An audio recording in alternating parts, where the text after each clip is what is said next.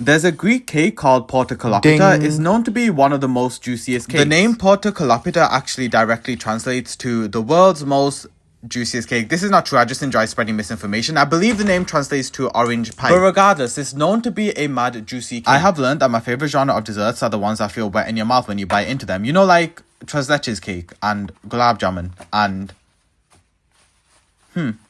That's all I can think of right now. Please give me some time. I'll get back to you on this. The cake was calling my name. And I swear it wasn't just the voices in my head. The cake was calling my name. I heard it, so I wanted to try. So Portokalopita is essentially a cake that has been soaked in an orange syrup. But it's not a regular cake. Instead of being made with flour, you get a bunch of dry phyllo pastry and crumble this into the batter. I don't understand. Den Catalavenio. That's I don't understand in Greek. Because what do you mean? Stop yelling.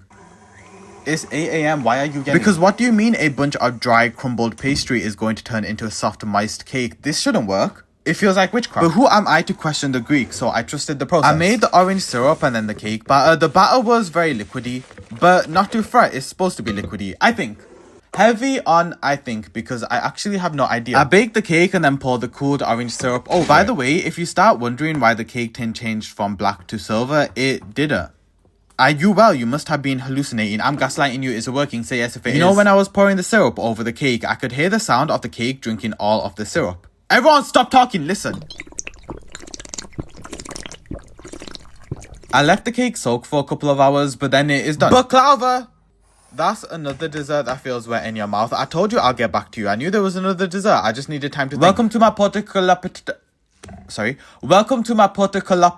review. Mine is not very pretty looking compared to the reference photo, but that is user error.